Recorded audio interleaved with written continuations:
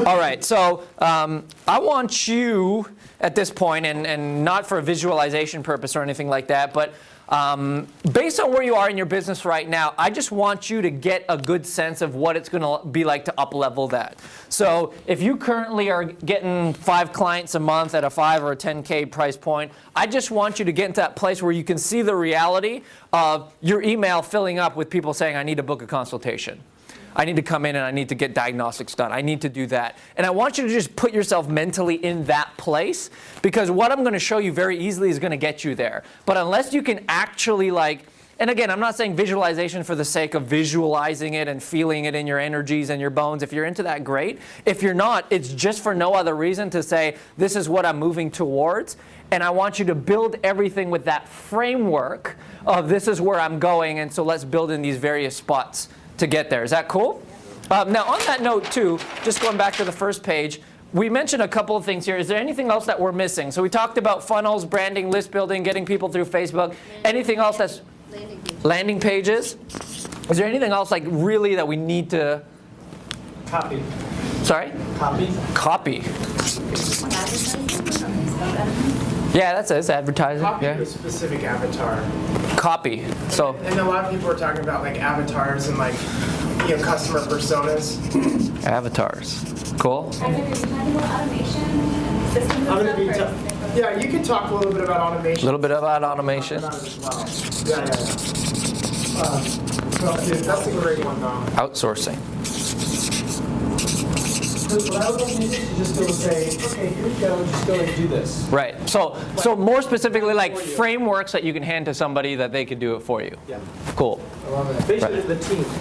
And actually on this, I'd like your feedback. So once we finalize a brand, what would you recommend as the next step? So Branding is done, logo's done, created. What's next best actions that would take? Is it build a sales funnel? You know what I'm saying, I guess? So brand, and then what's next? Exactly. Yeah. You'll notice that once we get to the bottom of the page, everything starts going down. And once if I don't know how to spell something, I just start scribbling. So just so you know, I'll say the word as I write it, so you know what it should say. But that's how we're going to deal with that. So brand, anything else that I just want to make sure we cross all these things off by the end of the day. What about basic steps of a launch, a product Launch.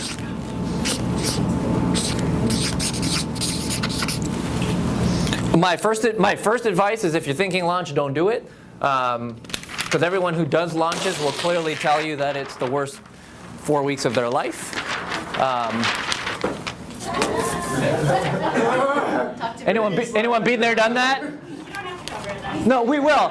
We will, but I just want, the problem is there's a perception in the marketplace that launches are the way to go and they're so easy, and Jeff Walker wrote a book and my God, let's just do launches. And then you talk to anyone, and we're involved with at least one launch a month that does anywhere from 3 to 10 million, which is great money-wise, but you want to end up killing yourself. I was thinking even more basic though, when you add a new supplement, to your product line. Yeah. Oh, okay, so we won't see those as, okay, that's what you mean by launch.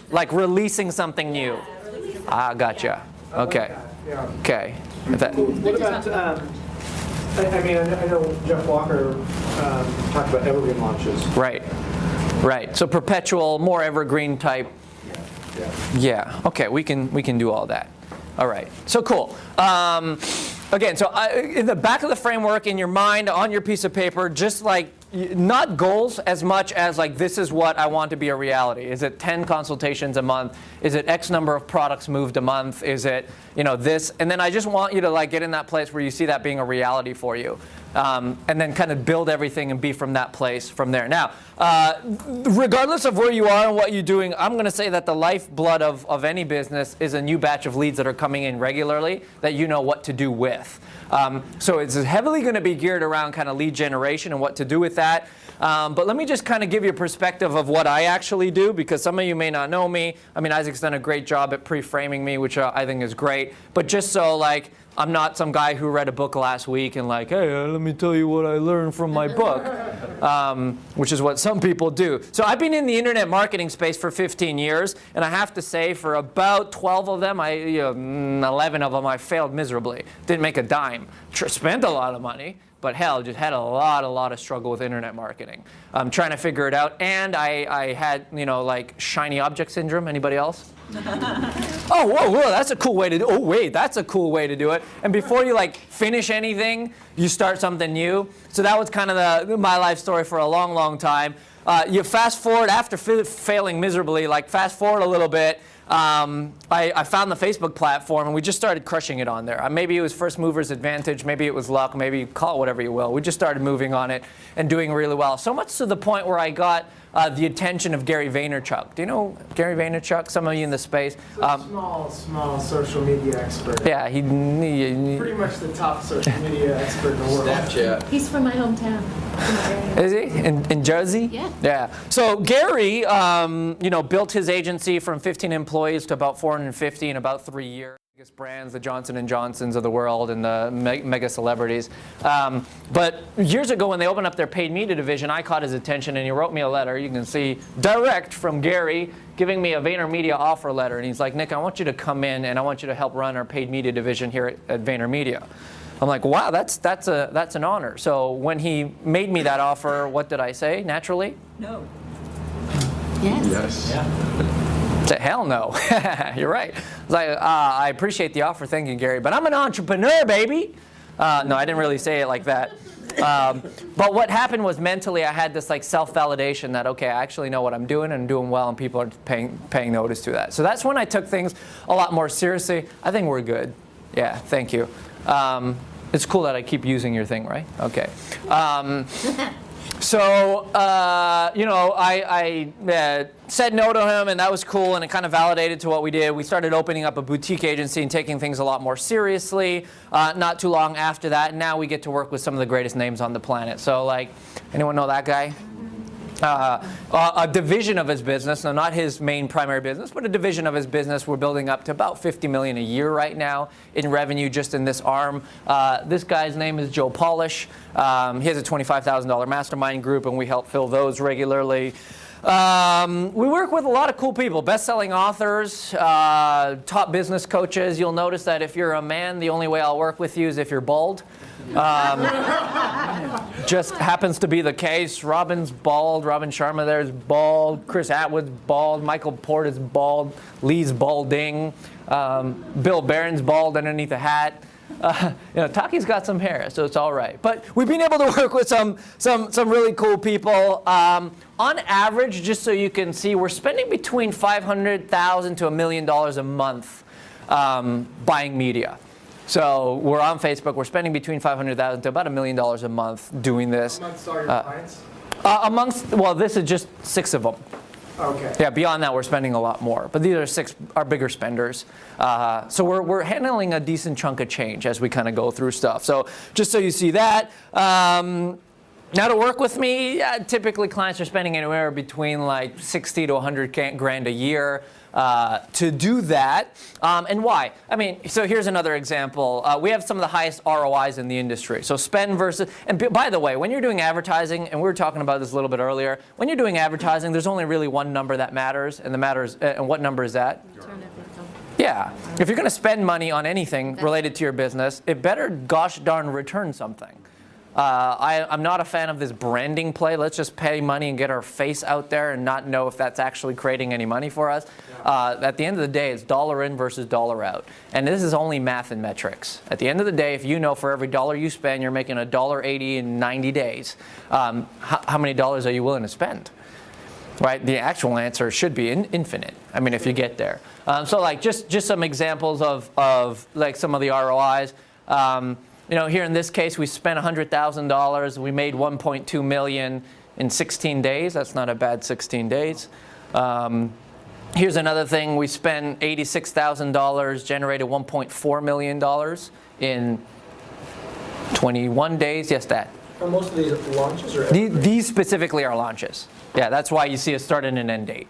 Yeah. So good money, terrible life for those 16 days. But if you want the trade-off, it's not all that bad. What's the average you tend to see? I mean, on evergreens or on launches?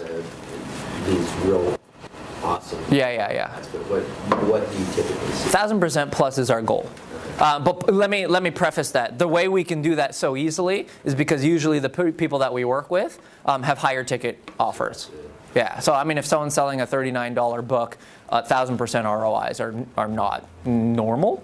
But if you're selling a $5,000 to $8,000 to $10,000 to $50,000, $100,000 offer, multiple 1,000% ROIs is the goal every time. Yeah. So ROIs, also generating a ton of leads. So this is 12 days. We generated 92,000 leads at an average cost of 77 cents.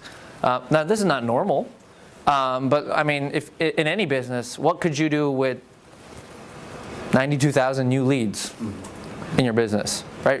The possibilities are there. So that's kind of that. Just in our stats alone in the last 90 days, generated close to 250,000 leads. Total revenue collective among 6 or 8 clients has been just under 13 million, and that's in the 90-day time frame. So again, all this really just for no other reason than to say, like, we kind of know what we're doing. We're not the new kids on the block. So we know what we're doing. Some people, some well-known people, at least in my space, say some great things. That's Bill Barron saying that we totally rocked their business for them. Michael Port saying we're master chefs and everybody else are just sous chefs. Lee McIntyre said we made him $1 million this year, and another campaign in a couple of days did 440K. So just all that, but here's the thing. A lot of the reason why I say that to you is because it wasn't a fluke. If you do it once, could be a fluke. If you do it over and over and over and over again, it means that there's something behind it. The question is, what is the thing that's driving the thing behind it? And for me, it's what I'm going to share with you today, and I just call it my 4M formula.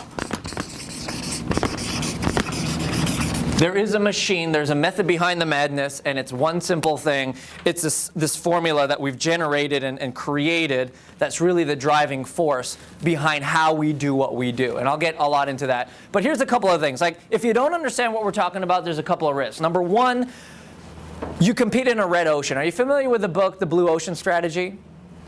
Okay, the basic concept is when you go into a new market space, you want to be in uncontested space, meaning you want to be in a space where you have no competition. If you are just another real estate agent, if you're just another functional medicine doctor, if you are just another chiropractor, that's all you are. That's a bloody red ocean. I mean, you're just competing on other things like price or personality or something like that. That's not a space that you want to be in.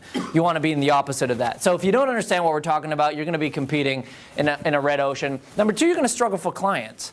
It's going to be unpredictable. You don't know where your next client's going to come from, and every month is going to be a grind. It's like, damn, I need 8 new clients, and I don't know where they're coming from. We'd rather be in a place where we know calculated exactly that I need 8 clients, I'm going to get 15, and I'm going to have to turn a few away. How many people prefer to be there?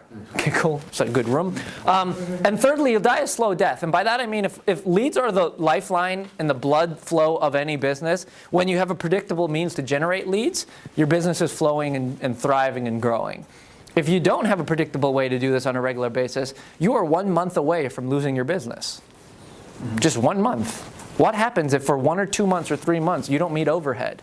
You don't get the clients that you need to close into your business or the customers. You are dying a slow death. So we just need to get on top of that. Now, on the flip side, if you do get this right, a couple of great things happen. As Borat will tell you, 3 key, high five, 3 key benefits. Number one, you're in uncontested space. You're not just another chiropractor. You're not just another doctor. You're not just another practitioner. You've created space where you're the only one in your space and there's no competition. And that's a beautiful place to be, and we'll talk about how to do that. Secondly, if you have uncontested space, you have a flood of business, so you know exactly where the clients are coming from, how hard they come. And the beautiful part is you have this ability like to turn it on and off at will. A great conversation I have with some of my clients who start out small and things blow up pretty big really quickly is the call that I get that says, Nick, can you please slow things down? We don't have the sales staff to deal with this, and now we got to train sales staff and deal with all that. That's a good problem to have. So a flood of business, and thirdly, you get the thriving businesses, which is I think the reason why we are all in this for. So I'm going to make a statement or an assumption here that I think everyone needs to hold true to, and that is this: what is the number one skill that every business owner, no matter what business owner you are, what is the number one skill that you need as a business owner? Communication. Communication. Marketing. Marketing. Marketing.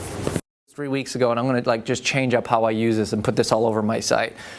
He said, you will change more lives with your marketing than you will with your product. Wow. Because not everyone's going to buy your product or become a client. But if you do your marketing well, you will change more lives with your marketing than you will with your product. To add to that, I heard something similar from Gary Vaynerchuk. He said the minute that people realize that everyone is in marketing, they just happen to provide service or product X, that's the day their lives change. Yeah, and so that's exactly my argument here is that every business owner is actually a marketer. And the trade that you practice or the practice that you're involved with is just kind of the back end of that. And the problem is a lot of practitioners focus on their practice, a lot of product owners focus on their product, which is all great and dandy, but if nobody knows about it. So I'm going to ask you to make a shift here. Either it's you personally or someone on your team, but marketing becomes a priority for you. Because if you have a great thing going on, but nobody knows about it, then it's useless. And let me just kind of case in point this. The #1 known burger shop in the world. McDonald's. Yeah, good product? No. That was easy. Some audience are like, yeah, it's all right. Not here. #1 soda beverage in the world. Good product? No. No, but good what? Marketing. McDonald's, Coca-Cola, all these good marketers. So I'm going to make this statement then. Pardon this is kind of silly. This was on a different slide, and then I had to swap, my person swapped out the pictures and then quoted myself, which I think is absolutely stupid. You don't have to quote yourself in public. But anyways, I say business or more specifically revenue is driven by your ability to market your craft or your product, not in the delivery of your craft and your product. Does that make sense?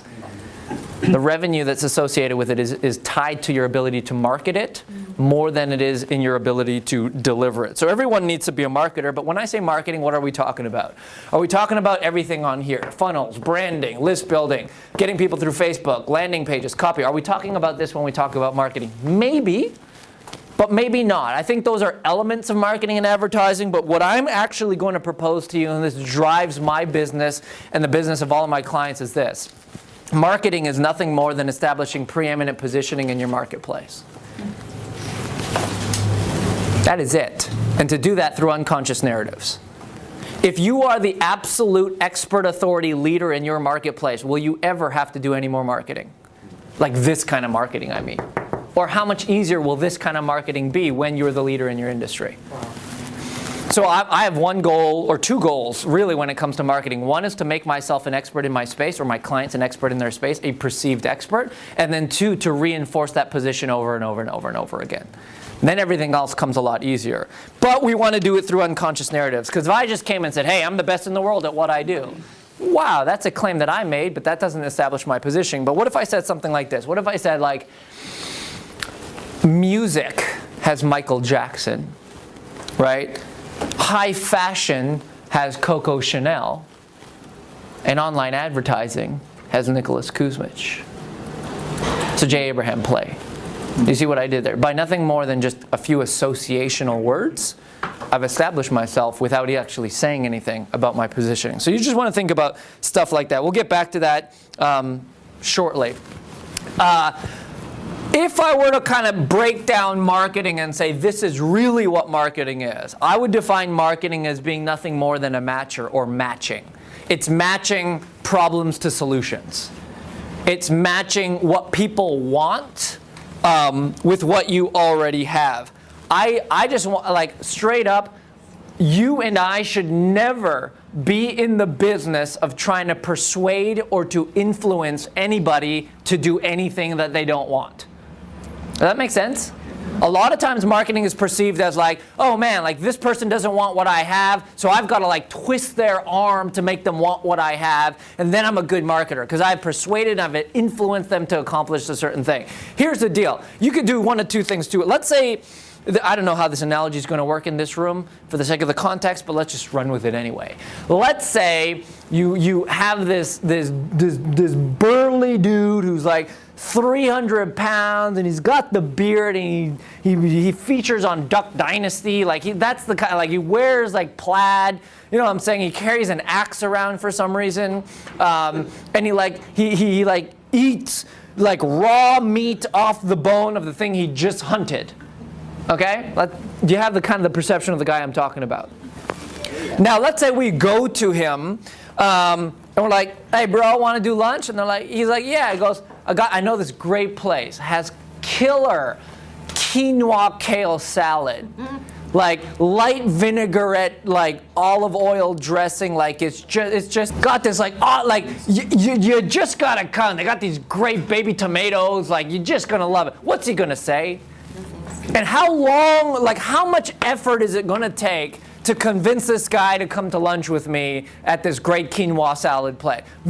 Highly unlikely. Yet that's what most business owners do when they're marketing. Or I could be like, dude, you want to have lunch? He goes, yeah. I know this great steak place, like this huge T-bone. They slather it with mashed potatoes and gravy, and it's freaking awesome. And then I go to him, what do you think? What's he going to say? Absolutely. Your job in marketing is simply to find your steak and potatoes for your lumberjack. You're not in the business of convincing anybody who doesn't want what you have to do what they don't want to do. There are enough yeses already out there, and you just have to go find those yeses. Does that make sense? So this is all built around my basic principle called contextual congruence. So contextual congruence is kind of this philosophy that I've come up with, which I believe is like the current and the future state of digital marketing. It's based on 3 principles. How many principles? 3. Number 1, market in the year that you're in. Or in other words, stop marketing like it's 1999. I remember I was at an event once, and this woman came up to me at the end of me giving a talk, and she had this like postcard, not this, please, like this postcard drawn up, and on the front end was a word cloud. Do you remember these? Where it's like words in like different directions. And it's like, I forgot what her business was, but it was like whatever she did and like all this fancy thing. And on the back was her phone number. And it's a postcard. And she comes up to give this to me and says, Nick, I really love to do business with you. Like, give me a call. And she gave me this postcard with a word cloud on it. What do you think I did with this postcard and a word cloud on it? Yeah, I was tempted to do that right in front of her face. I'm like, no, I got to be a little more decent than that. So when she turned around, then I threw it in the garbage. Right? Why? What planet do you live on to be doing stuff like that? See, as a business owner, not only is what you say important, not only is how you say it important, but what's even more important than that is to communicate that on platforms of where your ideal customers and clients already are. If your clients and customers do not read the newspaper, why would you spend money on the newspaper? So how does your ideal prospect and customer spend their time? What are the platforms they are on? How do they consume content? You know, if I was in a fitness space and I was a young female and I had a great female body and I'm trying to reach other like females, what I might want to use to communicate some of my messaging with? Pinterest. Why? Because it's an image drawn, Pinterest, Instagram, very image based. And then my type of business is image-based, so we kind of go on Pinterest. Now, if I was trying to go after C-level executives at large corporate companies, am I posting stuff on Pinterest? Where am I going to be putting some of my attention on? LinkedIn. Why? Because that's where they hang out and where they consume content. So keep in mind here that when we're talking about this, you got to remember where they are. So market in the year that you're in. It still boggles my mind, depending on the industry that you're in and who you're going after, why some people use certain mediums. For example, how many people watch TV in this room? Oh, good. If you did, imagine with me. I think a lot of my examples are just not going to go well. In this. Yeah, McDonald's. Yeah. So I was drinking a Coca-Cola the other day. So imagine you watch TV.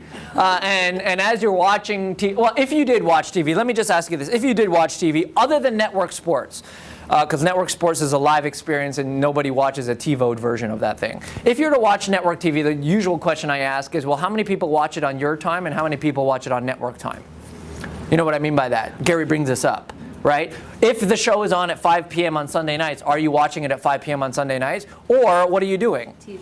You're TiVoing it, you're Netflixing it, you're watching it on your time. Yet, businesses will spend millions of dollars on television commercials. Why? Because they're out of touch with what their product. Now, even if you did watch it on network time, the very rarity of watching television on network time, how many of you would actually sit through the commercials? Zip through it. What in a traditional setting, if you're watching television and a commercial comes on, what's that your cue to do? Go to the bathroom. 100%. And yet again, companies are spending millions of dollars on television commercials, not realizing that people aren't watching that anymore. We won't even go into billboards. I mean, how many of you, as you drive, are reading the billboards? Like, oh yeah, let's call that person. Diamond and Diamond Insurance, or injury lawyers. There's a lot of those. Yeah, I got injured because I was reading your billboard and I crashed. Maybe that's why it's all those guys using billboards. But the person in your passenger seat is not looking at the billboard. What are they probably doing? They're just going like this. In fact, what's even scarier is probably the driver's doing the same thing. Right? And yet people spend thousands or hundreds of thousands of dollars on billboards, right? Let me ask it another way. How many people, again, this may not go over well, let's see how this goes. How many people within this room are within arm's reach of their cell phone 24 hours a day? Hey, docs, hey, something you got to correct there, right? How many people, first thing you do when you wake up, check your phone? Okay, some of you, or at least sleep beside your phone? Okay, so okay, a few. Dr. Isaac Jones, you sleep beside your cell phone. So I sleep cycle, so I throw it right under my. Whatever, that's an excuse. I turn the Wi-Fi on.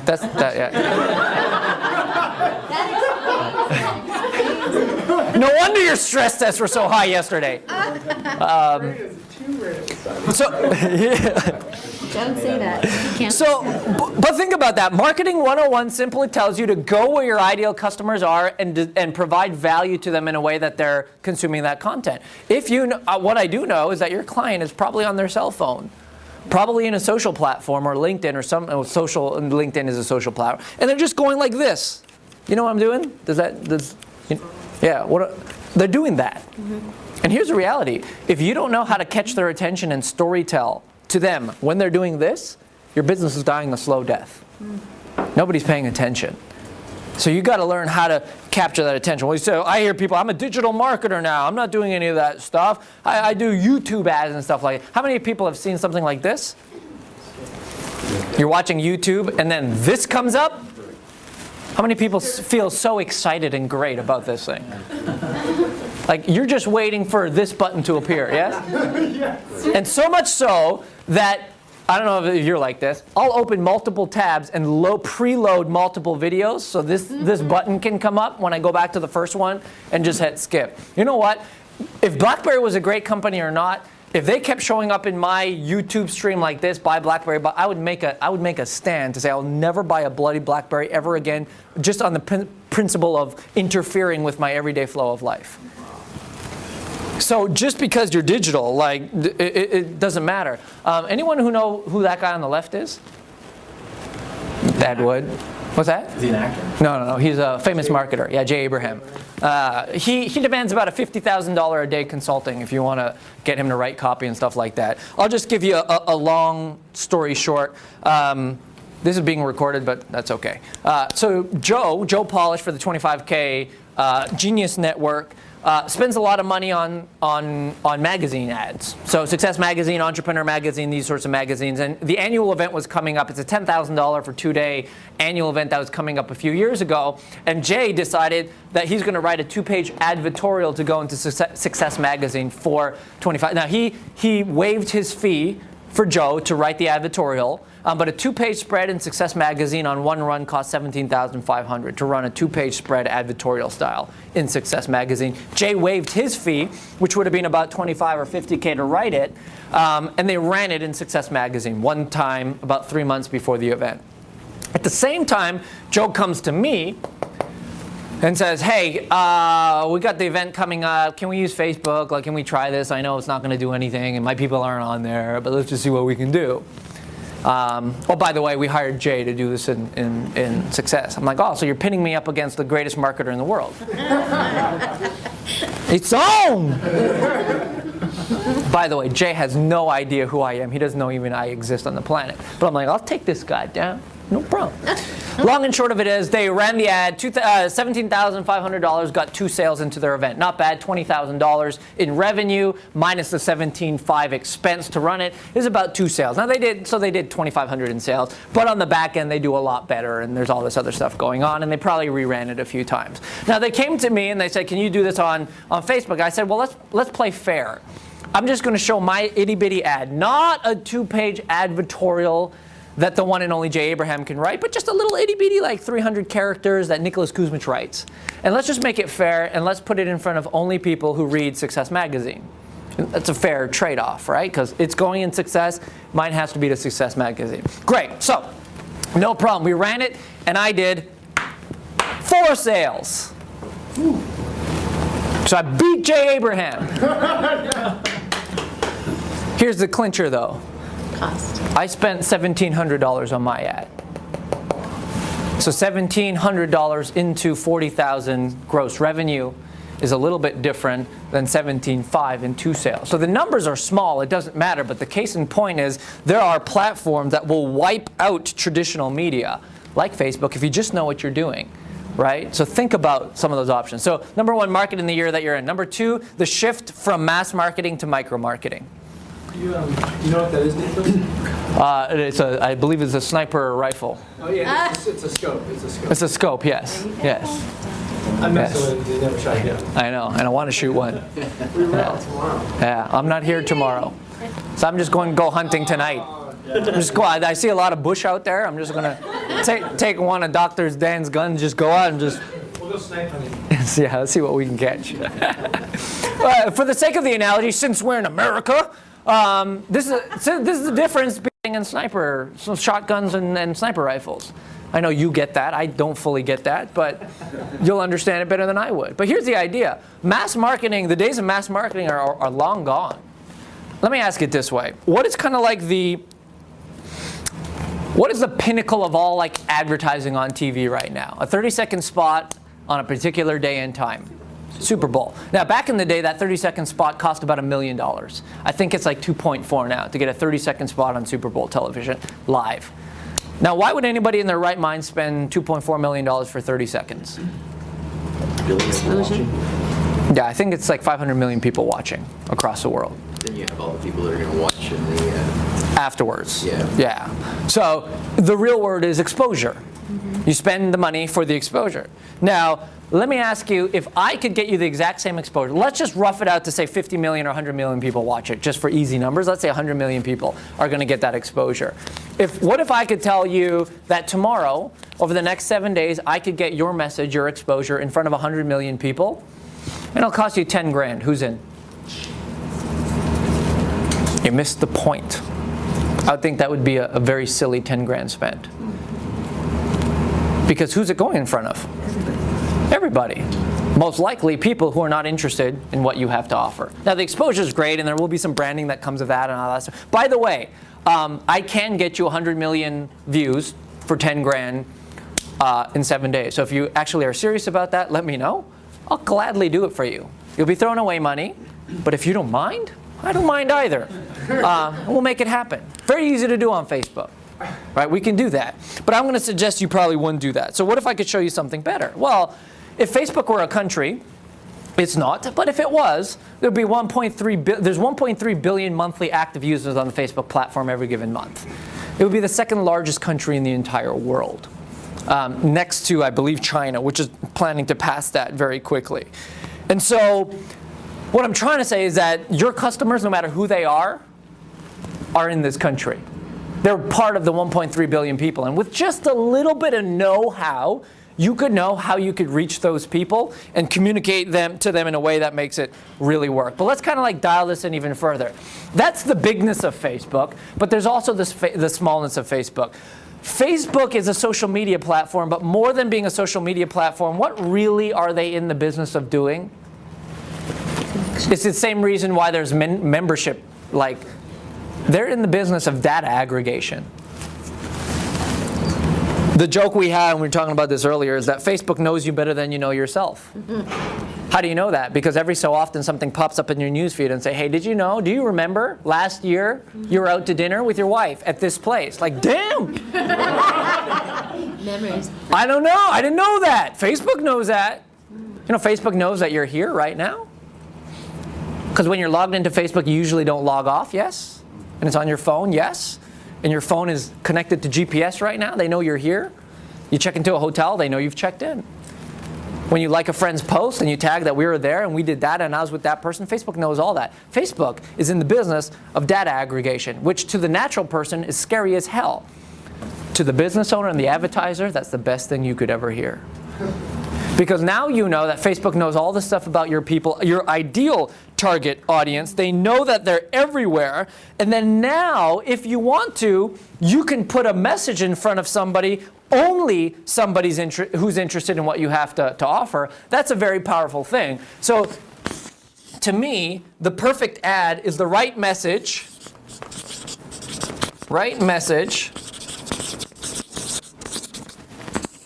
person,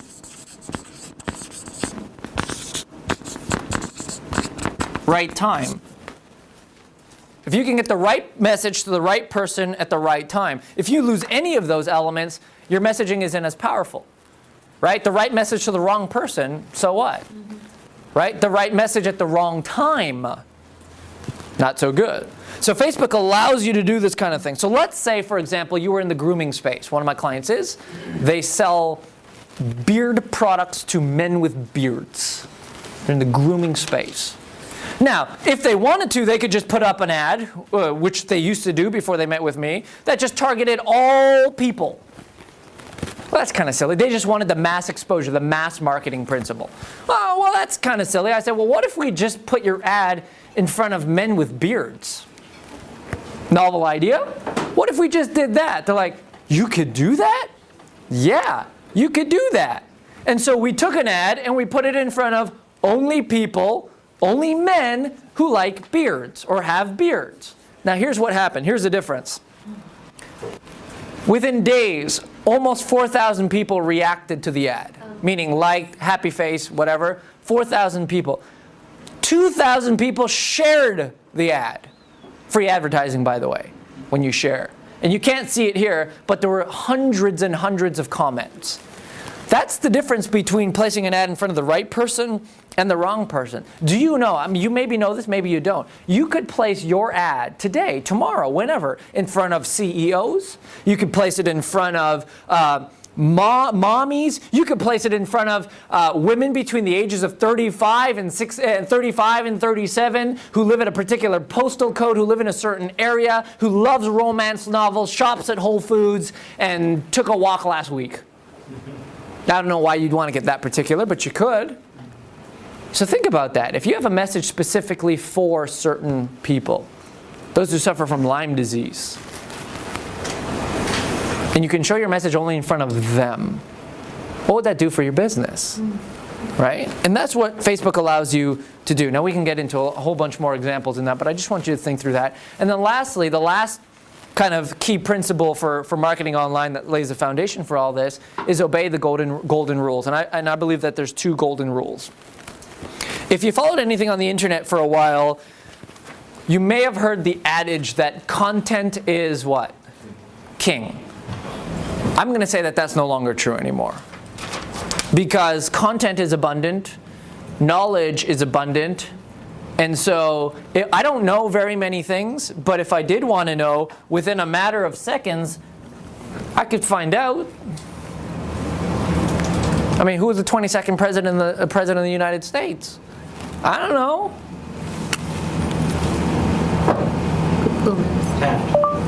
Who was the 22nd president of the United States? Grover Cleveland was the 22nd president of the United States.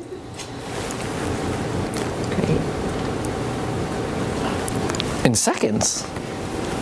So if all you have is information for your marketplace, you're competing against Google. Good luck with that. Content is no longer king. I want to suggest that context is king. And if context is king, then insight over information, pardon the terminology, is God. Yes? You know, for people like us in this Space. healthcare space. Yes. When we're talking about content, doesn't that help to establish the ethos? Absolutely, but what I'm going to suggest is that how you say what you say is more important than what you say. Because there's going to be a lot of people who are going to say similar type things, especially if I'm a chiropractor. Like, I can adjust you like this. So can that guy, right? So I'm going to suggest that context is more important than content. Not that content is not important, but content isn't king. It's how you position the content. You're focusing on a value base rather than a commodity base, though. Such as? I mean, like what we do, what we train people in is human potential medicine. Right. Where you don't have a comparison to that. Right. We need to establish ourselves as the experts. The leader. Yeah.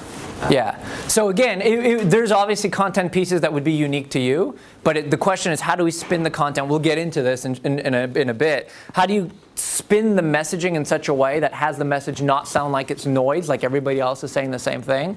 And then how do we make it so that it positions you as the authority and the leader in your space? So we're not saying content isn't important. We're just saying if you're competing on the level of content, you're competing with everybody else in there. And so we want to take it that step further.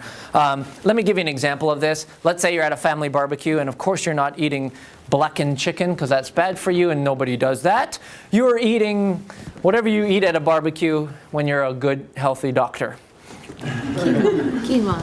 Quinoa on the grill. So you're having this, you're with your family, with your closest friends, you're shooting the shit, you're having fun, you're catching up on the latest gossip. Hey, did you know Auntie so-and-so did this? And all of a sudden, someone barges through your backyard door, walks up to your little circle and starts engaging in the conversation that you're having with your friends and family. And then on top of that, they go over to the barbecue and they grab the quinoa and they start eating it in front of you. You don't know this guy. He just came off the street. And then on top of that, he has the nerve to try to sell you a vacuum cleaner. How do you feel? Violated. Punch him in the face. Yeah, absolutely. Why though? How are you communicating? So he wasn't invited, number one. Like, how the hell are you and why the hell are you in my house? Number two, he's selling you something you probably don't need. And even if you did need it, this was not the time nor the place to be doing that, yes? So even if you needed a vacuum cleaner, it's still unwanted at that very time, right? Here's where we're talking about context. Now, we think that that's kind of ludicrous, but here's the reality. Business owners like me and you are doing that all the time with our advertising. It's like, we'll put something on Facebook, or we'll put something in a newspaper, or we'll put something somewhere like, hey, buy my stuff, buy my stuff. And you're like, well, the guy's like, probably like, I don't need it. Why are you invading my space? In Facebook, that would be the news feed. Why are you in my news feed? I didn't invite you here. This is my personal barbecue space. And now you're trying to sell me stuff and interrupt the flow of my day. So what are we talking about then? We're talking about the golden rules here. We're talking about understanding context. Like, here's a great example of this, and then I'll move on. If all of us hung out for the next 4 days, and in those 4 days we went to a wedding, we went to a funeral, we went to a St. Patty's bar one night, and then we went to a formal dinner. Now, the people don't change. It's all us together. However, how we would behave at those 4 scenarios would be very different, yes? Mm-hmm. What would determine our behavior? The people we're hanging with, or the context of the gathering itself? Context. So we need to be very aware of context and play within those rules. On Facebook and social, and please, when I use the word Facebook or social, that's just another word for the internet.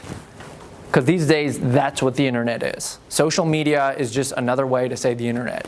When we're playing on the internet or in social, context is most important. So how do we stay true to that context? Number one, you don't want to be that guy. That's basically what I'm saying. Rule number one is you must give before you ask. So many business owners and advertisers are trying to buy my stuff, buy my stuff, buy my stuff.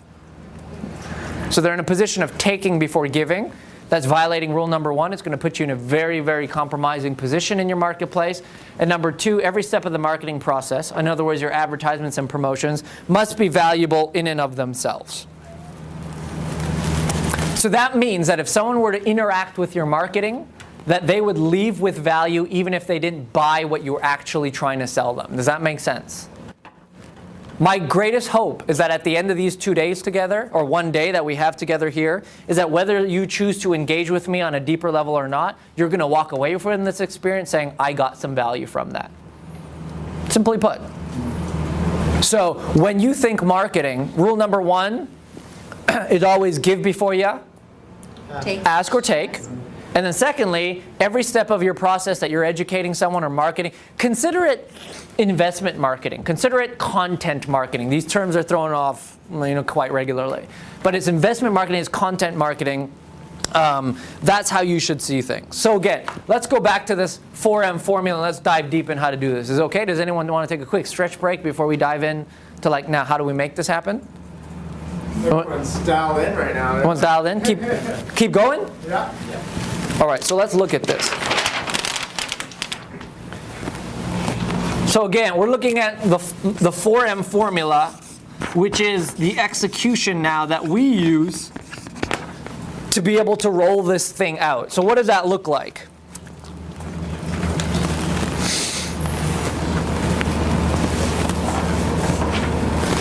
If I were to define the online lead generation kind of system, if I were to kind of put a metaphor to it in some degree, I would call it like a journey, right? You're going from point A to point B. And if it's like a journey, and I call it the online lead generation journey, I'm going to say that there's kind of 4 destinations that you need to get to, or 4 key principles in this journey. First, it's to find, then to attract, then to capture, then to convert. This is the online lead generation formula, if you will. Find, attract, capture, convert. If that is the journey, then the next question is, well, what is the map that is going to get us there? And that's this. What is the map? I say that the 4 parts of the map to navigate this journey is message, market, magnet, and mechanism. Message, market, magnet, and mechanism. And then if you lay them on top of each other, this is basically how it works, right? You start with your message. We'll talk about more of these kind of deeper. Then you find your market. You'll attract with your magnet. You'll capture with your mechanism. And then you'll convert on the tail end of that. Does that make sense? Are we all clear on kind of the journey and the path and what the 4M formula is? So this is the system. And the beautiful thing about system is that this is not some haphazard marketing formula where you're like, oh, let's do this launch, or let's do this, or let's try this, or I heard blogging was great, and I heard, oh, let's do Snapchat. This is a system that you can pour your business assets into that create the result you're going for. And let me just tell you, this is the system that drives all the results that we are currently getting right now. It has nothing to do with anything else except this very specific system. So using the example of the iceberg, and everybody knows this iceberg analogy, just to give you an idea, remember the 4 M's? Message, market, magnet, mechanism. Mechanism is kind of the technical, tactical side of it. That's the ads, that's the landing pages, that's the copy, that's all this stuff that we're talking about. That's the 10% that appears above the surface. That's what everybody sees. But it's not really the bulk of what makes this work. The other 3 M's, the message, the market, and the magnet, is right here. This is the 90% of the stuff that's below the surface, but it's what drives the results. And so I want to spend some time talking about that below the surface stuff. And I'm going to do that with 4 words. How many words? Paintings, pyramids, push-pull, and poems. This message is brought to you by the letter P. Paintings. I want you to imagine with me for a second that you're a high-end art collector. Any actual artsy? Oh, okay, cool. So I want you don't have to imagine, because you are. But everybody else, imagine that you're a high-end art collector. And you walk into this magnificent gallery. So you walk in and it's just this massive, massive, almost like a warehouse space size-wise, but it's just beautiful white walls. Everything is white. The floor is marble white. The walls are white. The ceiling is white. Everything is white. You know, like the Apple commercial? White You know, it's white. And you walk in and it's beautiful, but you notice that all the walls are empty. Now, if you look carefully, you could see in the distance on the far wall opposite of the room that you walked in or the doors that you walked in, over there are 2 paintings side by side with light shining on them. And it's the only 2 pieces of art in the entire room.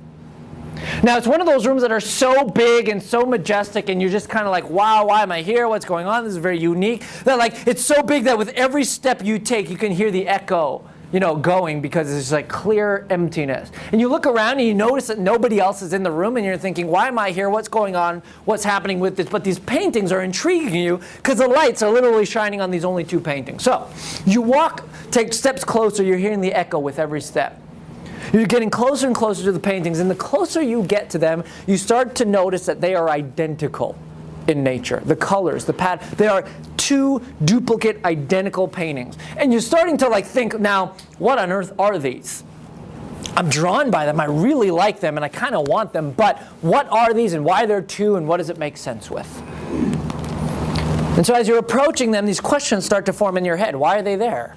What's important about them? Is there something different about them? How can I get my hands on them? All these types of things are going through your mind. And then you hear the footsteps of high heels walking behind you. So quickly you turn around, you look at what's happening. A nicely dressed woman in her 3-piece business suit, high heels, walks up to you and says, hello, how may I help you?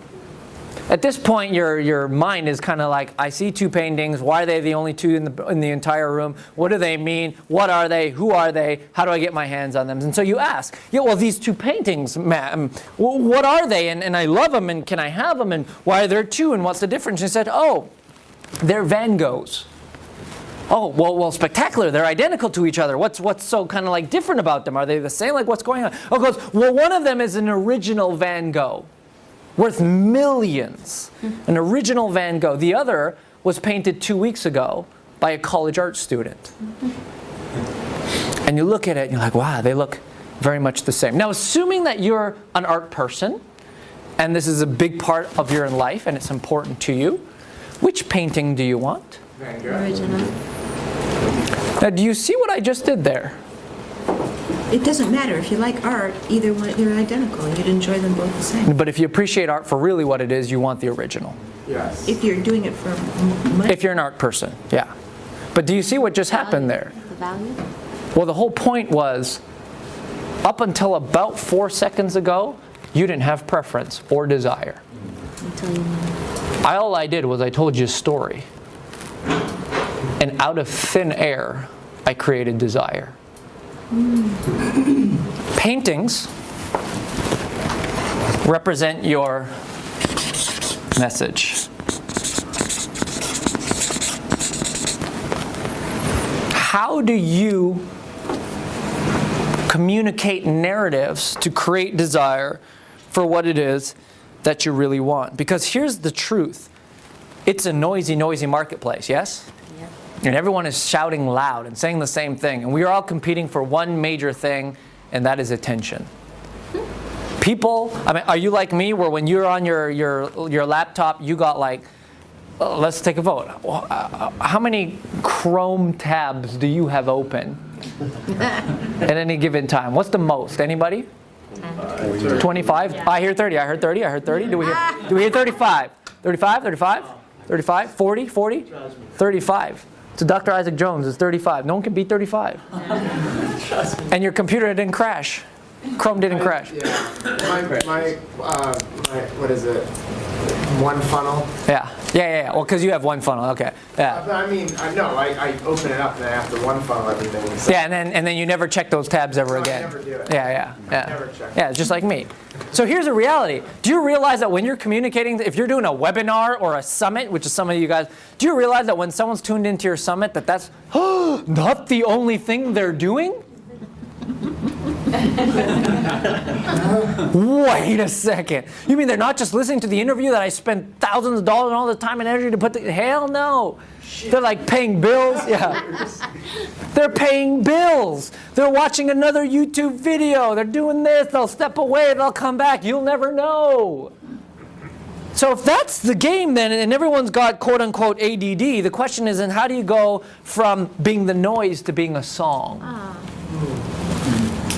See, because in the online world, the thought is, well, if there's a lot of noise and I want to get heard, I got to shout what? And I promise you, the louder you shout, the more you're going to be ignored. So the question is not how do I shout louder, it's how do I whisper or sing the right song to the right ear that will draw that person away from the noise. So when we're talking about message, we can go deeper into this later at some point. There's 3 elements to the message. How many elements? 3.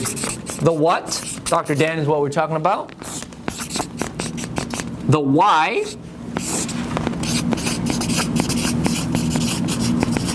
And then the connection that our message has with our audience. Now, most people out here, not here in this room, but most people in this space are only concentrating on their what. What do I say? What is my content? Are you with me? Yeah. It's like, this is what I got to say. I need people to hear what I got to say. I'm going to say of the 3 that this is actually the least important. Not that it's not important, it's least important. I would say that these 2 are far more important, but just for the sake of our conversation today, let's just talk about the why. For example, why does someone buy a car like this? Is it because they're looking for a reliable vehicle to get their child from point A to point B? Air conditioning, maybe. You know, the bucket seats are nice on my tush. Why did someone drive a car like this? Buy a car like this? To be seen. To be seen. Why else? You know, self-esteem. There's their age-driven personality. They want the attention. They like the attention. What's that? Fun. Fun. Yeah. One time I was asking this question about this vehicle, and one guy says, "So I can get laid." And his wife was sitting right beside him. Like, that is weird. Now, anybody ever own a supercar before in here? No? So I owned one for about 4 months. The Audi R8. Because I was like, my wife likes the car. I'm like, damn, I'm going to give myself a supercar. So I got it, dropped it in 4 months. Because all it did was it attracted the attention of like 14-year-old girls. I was like, shit. Like nobody else gave a damn, literally. And my accountant is like, dude, really?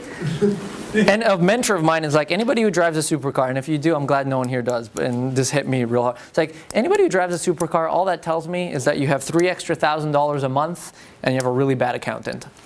I'm like, yeah, let's get rid of this thing. But why? Why do people drive the cars? Because it does something inside of them. Why do people line up in the cold in New York City overnight, camp out with the release of a new iPhone? 2 weeks later, walk into the store, walk out in 5 minutes with your brand new iPhone. It's so they can be on the I was the first. It has nothing to do with what they're buying. It has everything to do with how it makes them feel when they buy it. You know, Simon Sinek has this thing called Start With Why. You familiar with that? I think he fell short on it. Because his thing is, people don't buy what you do, they buy... Do they really buy why you do it? Do they care about you? Can we be honest really quick? Does your prospect give a rip about you? They have one driving emotion, one thing that they're living for, and that is who? Themselves. Yeah. So I believe Simon Sinek was right when he said start with why. I just think he was focusing on the wrong why. It's not the why of why you do what you do. It's why that person wants what they want. And what they want. Friends, as business owners, we are selling one thing. Just one. Feelings and experiences. Mm-hmm. Neil Patel said, nobody's looking to buy a mattress. They're looking for a better night's sleep. So don't sell the mattress. I'm just going to reword that slightly and then claim it for myself. I have a question. Have you found that there's like the top 5 whys of Americans? Tony Robbins has the 5 driving needs of most people. The top 2, significance and certainty. In fact, I have those two words typed beside my computer on a platform, significance and certainty. Because if you can help reestablish significance to someone or certainty, and that might be different in the health space. But clearly someone's not looking to get rid of diabetes because they don't like diabetes. They're looking to get rid of diabetes because They don't lose a toe. yeah, they don't want to lose a toe. That's a much more powerful why. So now in your messaging and your communication, you can get into, hey, diabetes can do this, that, and the other, and this is what we found, and stop eating sugar, and this is really bad for you. Nobody gives a damn. You say, let me tell you about somebody who lost their toe last week because they didn't deal with this soon enough. Can you talk a little bit more about significance and certainty? That's the reason why people buy the iPhone and drive the car. So significance is to It's the image thing. Well, it's to make themselves feel recognized, appreciated, good about themselves. And the certainty thing is just knowing. Go ahead. Oh, just, yeah. Yeah. And then certainty is just knowing, like in the business world, it's knowing that I know where my clients are coming from next month. Right? No one wants clients for the sake of working with more people. People want clients because they want to know that they're going to be comfortable and certain and free the following month. Now think about that. Apple took this to a whole new level. Because do you know who their new brand manager is? As of about 6 to 8 months ago? The older people. No? The former CEO of Burberry. Wow. No? Burberry, the clothing brand out of London, they offered her a check so big that she moved from London to New York, said, I'm letting go of Burberry, high fashion in Europe, and I'm going to be the brand manager for Apple. Well, no, hold on a second. What is Apple selling? Computers. Are they really selling computers? No. What are they selling? Lifestyle. Why else are you hiring a bloody CEO of a fashion company to run the brand side of your business? Yeah. On both ends. On everybody's end. Yeah. Well, Next. Pyramids. Your market. When it comes to your market, just like to your message, there are 3 things that matter. Bless you! That's a massive sneeze. My God. Can anyone... Is there a doctor in the house? Can we prescribe a synthetically made prescription drug for this? No. It's the octave change. Full range, baby. So when it comes to your market, there's 3 things that you're asking. Who are they? And that's all this stuff here. Avatar, which I'm just going to tell you right off the bat, is the least important of the 3 questions, but it's where everybody spends most of their time and attention. So the question is, who are they? Number 1. Question number 2, who are you to them? Question 1, who are they? Question 2, who are you to them? And question 3, how do you connect? Let me just come back to this.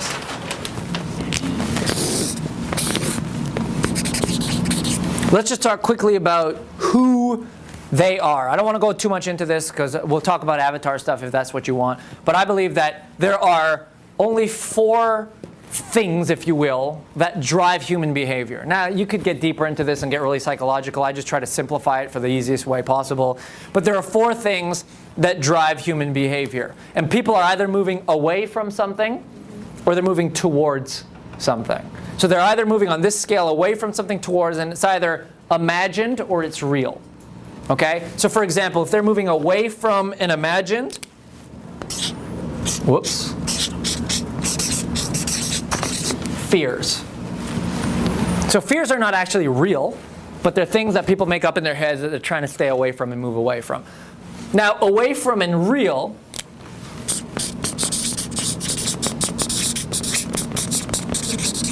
frustrations. Like these are real things tangibly, like I got an ache in my knee. Like that's a real, it's frustrating me, I got a... Now, the fear might be I'll never walk again. Seeing the difference? One is imagined, one is actually tangible, real. or they're moving towards things. So towards imagines would be dreams or aspirations.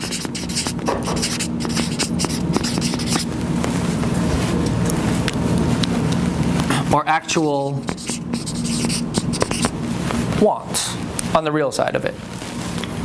Yeah, that. What were all the lines in the pyramid? I sorry, I missed that. What was all the what, sorry? The lines in the pyramid for? Oh, well, we'll get back to that. Okay. That's an open loop. You know what that is. It's an open loop. I was thinking either that or you were just spacing it, so. Yeah. No, we're just creating a little tension because I'm hoping people want to know what goes in the lines. Good anticipatory set. There you go. So in this case, right, we got imagine real, away towards. I call this a hot button tool because if you know this about your prospect, you can essentially make them do anything you want. Not in a manipulative way, but you can communicate to them in a way that's going to get them to take a behavioral change, a desire, an action. Now, between the left side of the quadrant and the right side of the quadrant, if we had to choose, which do you think is the better motivator? Would you say the left side or the right side? One more time? Yeah. If you had to, it's a proven psychological thing that people are more, what is it? Motivated? People are more motivated by the fear of loss than they are the potential for gain. Now, it doesn't mean that in every case, but usually, and especially in the health space, if you're trying to sell prevention, good luck. But if you're selling solutions, much easier sell. Now, I know as preventive healthcare practitioners, everyone's like, yes, prevention, prevention, prevention, that's a better way to go. I'm just saying it's a much harder sell, yes?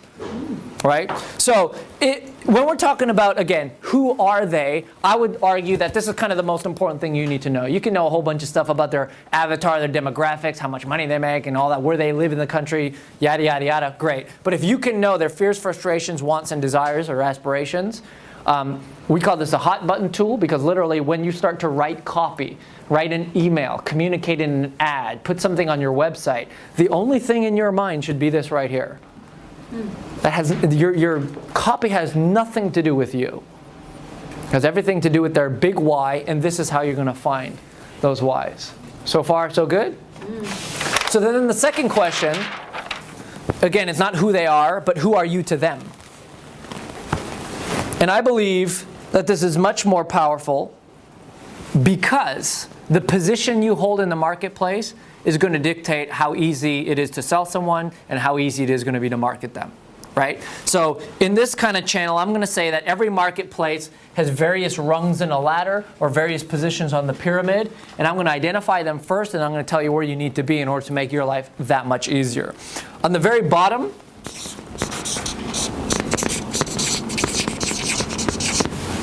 unknown in your industry. How many people feel like that right now? A little bit? Okay. Next.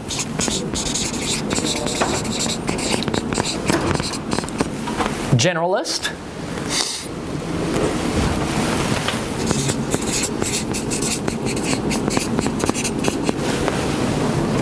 Specialist.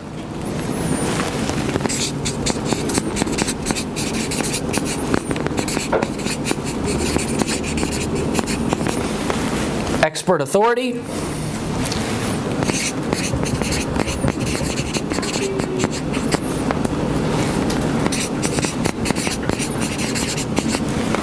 Celebrity expert. Icon. Would you agree that in every industry that there are thought leaders in the space that fit into one of these categories? And that you probably fit into one of these categories. You're either unknown, you're a generalist, you're a specialist, you're an expert authority, you're a celebrity expert, or you're an icon. Now just so you kind of know, from an unknown, like who knows you? People that you grew up with. Like that's the extent of your reach.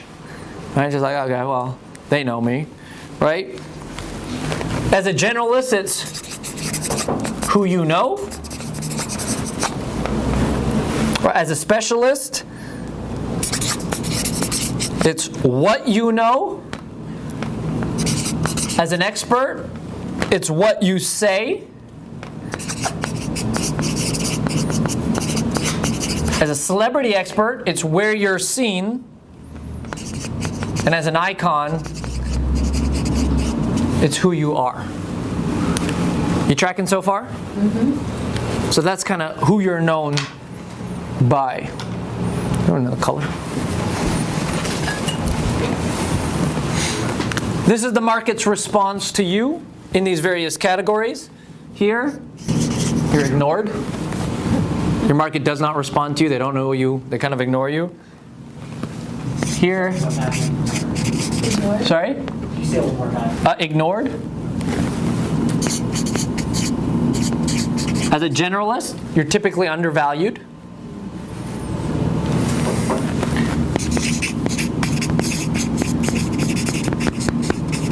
As a specialist, you're requested.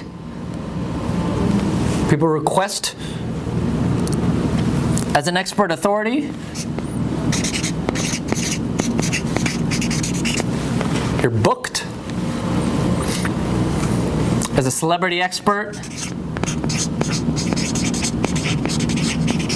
you're in demand.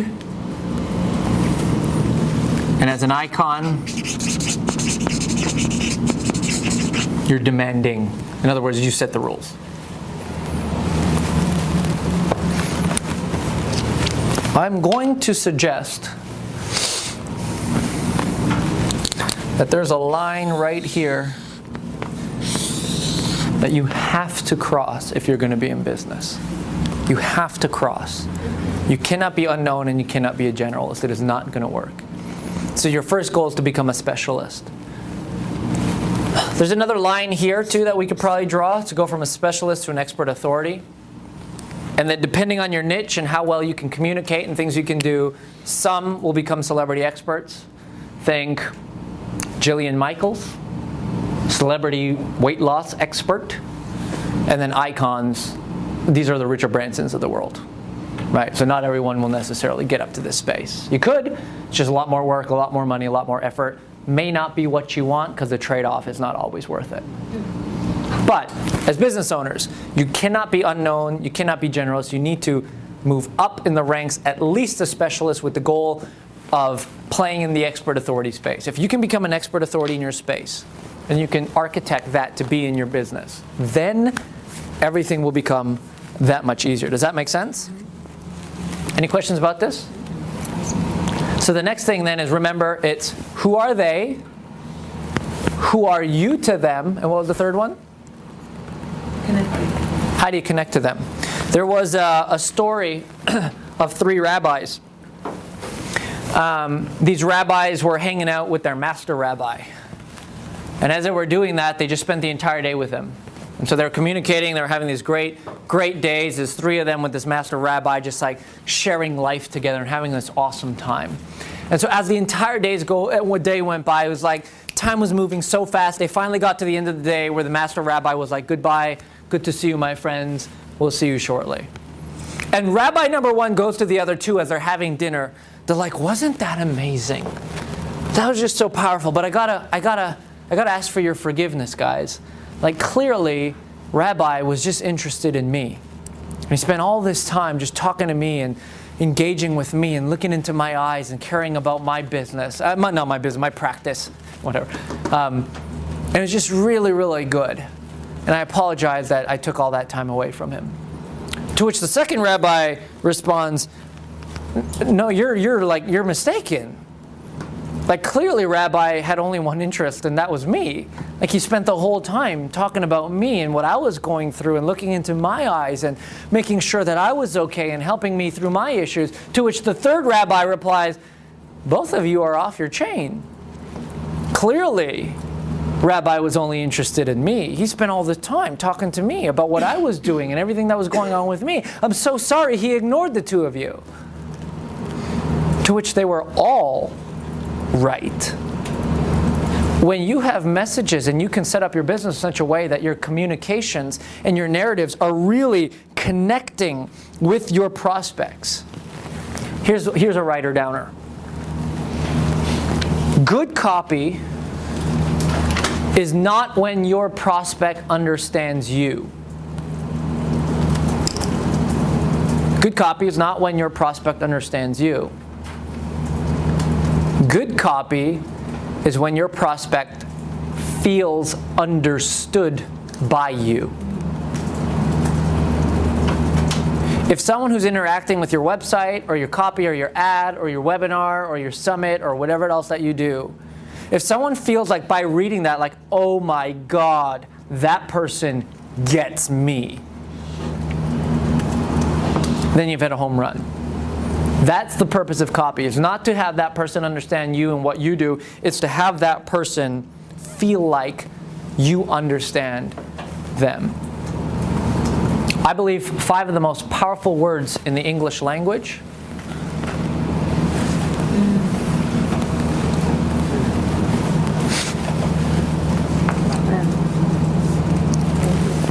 how many people in this room have lost someone they love and been to their funeral because of disease or sickness? Just make eye contact with someone else who's kind of like lifted up their hand quickly. Okay, cool.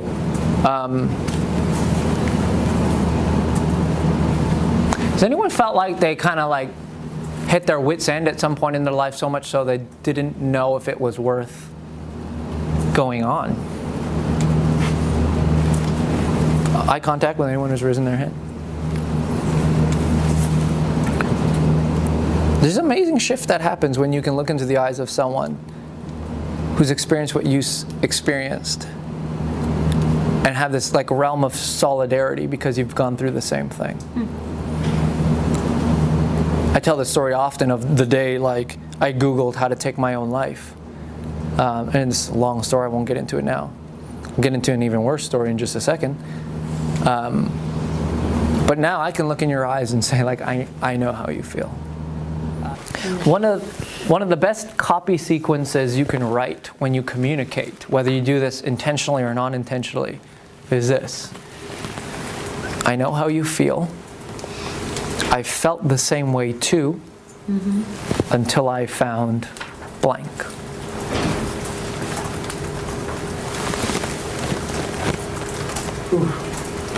Dad has a great story talking about his mother. And it follows that sequence. I know how you feel. My mother was experiencing this. I felt the same way too until I found blank. And it leads right into what he does for people. Now, if you haven't gone through it yourself, of what your prospect, you're trying to bring a resolution to your prospect for, then you case study someone that you've helped, i.e. your mother. Now, you don't have to intentionally say this out loud, but think through as you're communicating. I know how you feel. The 5 most beautiful words anyone can say to someone who's been through something. I felt the same way too, until I found. Beautiful. And you lead with that. So the whole point here is that you build rapport.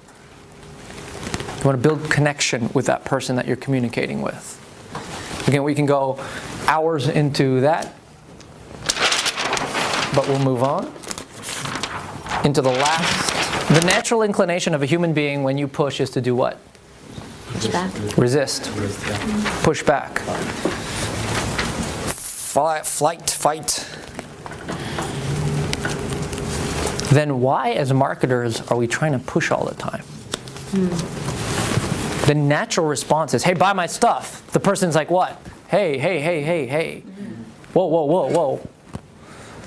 Isaac's first conversation with Akira. Yo, I got this great program. It's all about this, this, this. Look at my PowerPoint guy. I got this, this. You didn't have a PowerPoint at that time. I got this, I got this. I can do this, I can do that, whatever, whatever, whatever. Would you like to buy? The natural reaction? Let me take a year to think about that. Can you recover from that? Probably not. Until a year later. So I'm believing that in a marketplace, you can push or you can pull. In other words, you can chase or you can be chased. Right? You can do manual, ineffective prospecting, or you can do lead generation. You can. I call him Mr. X because I don't want to give away this name, but there was this guy who I had known who did live events in the personal development space, and how he did his marketing was he literally like went from a live event to live event to live event, and like wheel and deal, and like, hey, I'm doing an event in 3 weeks. You want to come? You want to come? And he'd go to another one, and he'd network, and he'd hand out his business card, and do all this kind of stuff. And it's like he's like traveling every month just to fill this live event. That's hard work, yes, but it's pushing. It's pushing. Now let me say it another way. How do you feel when someone who you don't really know very well all of a sudden tries to initiate business with you without actually anything? They're just like, hey, this is what I do. You want to do business? Hey, I can help you. I can see clearly that your health is not in order. I got this great solution for you. Just take my things here and follow this protocol. And go to sleep at 6 p.m. Has anyone ever been called by a telemarketer before? Yes. What's your reaction? So why do we do the same sorts of things in the online space? Okay, I got this thing. I don't know if you need it. I don't know if you want it, but hey, let's go. Here's kind of the rule. He who chases loses, period.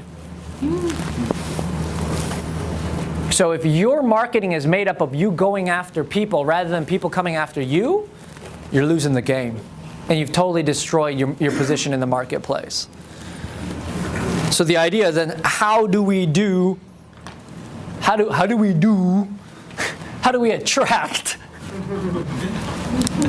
attract the right customer? So again, push-pull is our magnet. And we're going to talk all about magnet next section if you want to. But these are the things that we throw out into our marketplace that attracts our ideal people to us. And it gets them chasing us rather than we chasing them. It gets our inbox full of people like, hey, can we have a consult?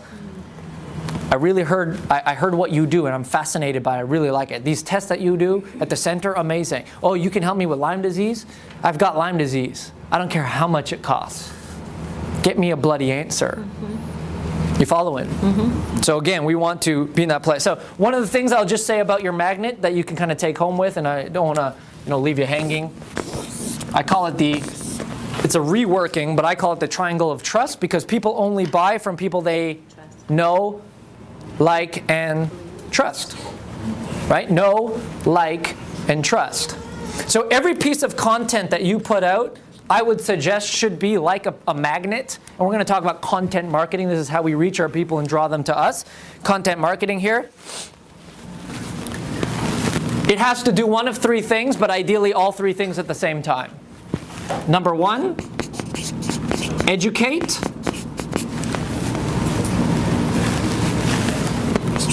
Number two, engage.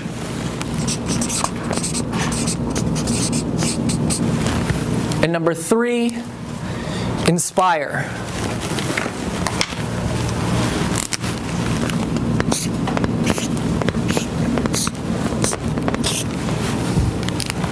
Why those three? Well, first, there's this kind of like notion, maybe it's because how we grew up in traditional schooling or whatever, but the guy at the front of the room teaching the class is probably the authority. And so educating builds authority. And if part of our marketing is to establish this expert specialty, kind of expert celebrity in our business, then we need to educate so that we can build that authority. Engaging builds trust. So anytime we engage with someone on a level deeper than just communication, then that engagement builds trust with us. And again, people buy from people they know, like, and trust. And then inspiring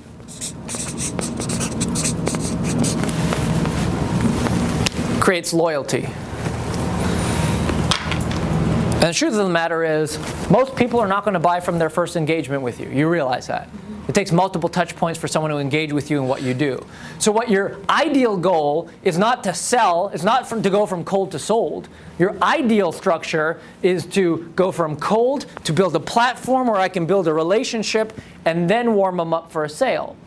Because there needs to be this loyalty. So education is kind of straightforward. Hey, let me show you how to X. And a great model for this, you should write this down. If you're going to think about how to kind of build a structure or a model or a conversation or a headline, the easiest one to follow is how to X without Y so you could Z. Z? What is it down here? Z or Z? The last letter in the alphabet. Z. So you can Z. Canada, Z. It's one or the other, right? It's online. Oh, which one is it? How to X without Y so you can Z. Let me give you an example. The how to X is kind of their initial thing that they want. the how to without Y is the thing that they're trying to avoid, and the Z is the greater benefit, the bigger thing that they're going for. So if I was in the weight loss space, it could look a little something like this. How to lose 14 pounds in 7 days without exercise, because that's the thing they're trying to avoid, so you can fit into that dress for your birthday that's coming up in 2 weeks. Wow. That's great. Did you follow that? Say it again, please. Yeah, I'm not sure exactly what. How to lose 14 pounds in 7 days. That's what they want. Without X. So in this case, they're trying to avoid exercise. So we'll say without exercise. If you want to be really bold, without diet or exercise. It's not happening, so let's just stay with the exercise. So you can. Beautiful 3-word sequencing. If you just say, hey, let me show you how to do this without that, you're stopping short. Everyone wants to know why. So you can. Always use so you can when you're starting with a how-to statement. So you can, what they really want, fit into that dress that you wore a few years ago for your birthday that's coming up in 2 weeks. Because that's what they really want. They don't want to lose weight. They don't want the mattress. They want a better night's sleep. They don't want to lose weight. They want to fit into that dress. Following? So in your content, and this magnet could be a blog post, it could be a video, and we'll get into formulas later if you want to do that. Well done, well done. You did great with that new sneeze. All of your communications, blog posts, brochures, articles, websites, all that, every time you release a piece of content should educate, engage, and inspire. You educate, builds authority. Your education is the easiest, again, formula to follow is how to X without Y so you can Z. Engage. How do you engage with someone that you're not actually speaking to? Like here in person, I can be like, hey, what do you think about this? And you can respond so you feel engaged with me. But how do we do that online or on the internet when we're not actually interacting with somebody? Visuals? What's that? Visuals, like pictures? Visuals are good. And usually what I say, like a lot of my things are, I could say, yeah, it's teaching from a perspective of, hey everybody, Nicholas Kusmich here. You know, I was just at a doctor's mastermind the other day, and the number one question that came up from doctors was how to build a brand. Now, if you're a doctor and you're watching this, I've just kind of engaged with you because you're probably asking the same question. So by doing nothing more than mentioning that I was with people like-minded who asked a question that they were probably asking makes them feel engaged with me. And by doing that, we're starting to build trust. Right? If I just said, hey, Nicholas Kusmich here, and I want to tell you the number one way to grow your brand as a doctor. Yes, I'm educating, but I'm not engaging. Following. And then lastly, inspiring. How do we inspire without going rah, rah? I'm not talking about like a cheerleader. Like, you can do it. That's not what we're talking about. We're talking about inspiring. This should help you. One of the number one reasons why someone will not take that next step action with you is not because they don't understand what you're offering or not because they don't trust you. It's because they don't trust themselves to follow through on the prescription that you're offering to them.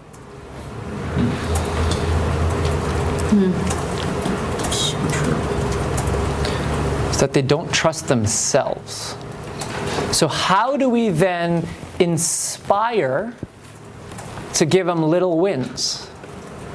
How I do it is very simple, actionable, immediately implementable things that they can do where they can get an immediate result. So if I'm promising 14 pounds in 7 days, I can't deliver that to them in a second. Exercise, like, and I'm just making this off the top of my head, but like, so this is really stupid and it's not proving my point, but it's just the first thing that comes to mind. Forgive my ignorance in your space. I want you to take a laxative and then in the morning, go poop and then get on the scale. I'm like, oh my God, I lost a pound. This guy must really know what he's talking about. I lost a pound in a day. Now that's a stupid example, but the idea is if you can give somebody an action that they can take like this, that'll get them a quick win, what are you doing? You're telling them, and they're associating progress with you. I'm saying, wow, I got progress. Not only did I get progress, but that progress that I never got ever before is associated with one human being on the planet. And that person is you. How do you think they're going to feel about you the next time you prescribe something? And why do they now think about you? Expert authority. So how do we inspire? We give them things that they can do that get immediate results. Last one. Are you tracking? We good? Yeah. Last one. Do you remember the fourth P? Homes. Yeah. That's the fourth M.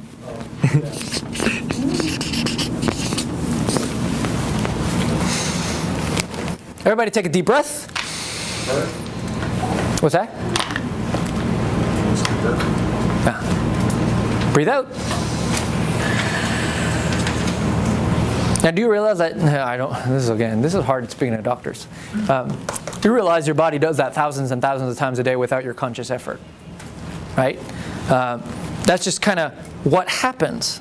In a book of antiquity, first few books called the Book of Beginnings, this whole story starts with this marvelous poem that talks about in the beginning, and then there was light and dark.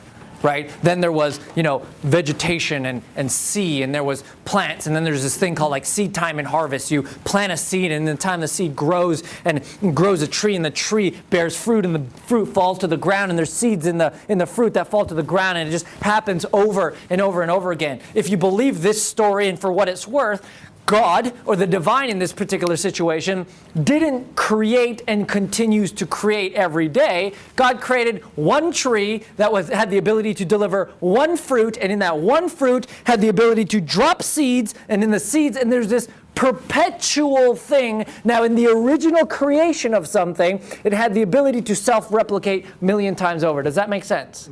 In other words, from the very beginning, this poem tells us that systems were put in place. Sunrise, sunset. Seed time, harvest. Day, night. Breathe in, breathe out. Life, death. Systems were put into place. Can I tell you a little secret? I work with some of the top people in the world, at least in my space, in my industry. And there's one thing, there's a key distinction amongst the ones who do very, very, very, very well versus the ones who are just getting by. And the key distinction, and at least in the role that I play in that, is that the top people do not do marketing. They have marketing machines or mechanisms. Do you know the difference? It's like patchy processes that a lot of marketers go like, I just attended this thing and I read a blog post and the blog post told me to write blog posts, so I started writing blog posts. And then I did that, and sometimes I felt good about it, sometimes I didn't, so then I stopped. And then I heard, if I could just get written up in a magazine, like one of the biggest health magazines in the world, well, that's good, so then I'm going to do that. Oh, I heard what's really in right now? Podcasting all the way. Let's everybody start a podcast. Let's do the podcast. Health summits. Whatever it be, it's we hear about something, so we do marketing that's not actually part of a bigger picture or a machine that drives it. It's patchy and it's reliable on you to do it or you not to do it. Sometimes you feel like doing it, sometimes you don't. Sometimes it works, sometimes it doesn't. You go back and forth when the other people have machines, automated or at least semi-automated, that do all the heavy lifting for them. So that this is not like a win-loss, sometimes it goes, sometimes it's not. It is a mechanism that you deploy every single time. So for the context of what we're going to talk about today, this is what everyone in here's mechanism should look like if you're considering doing paid advertising. And it's simply this. This is like the core of the machine. An ad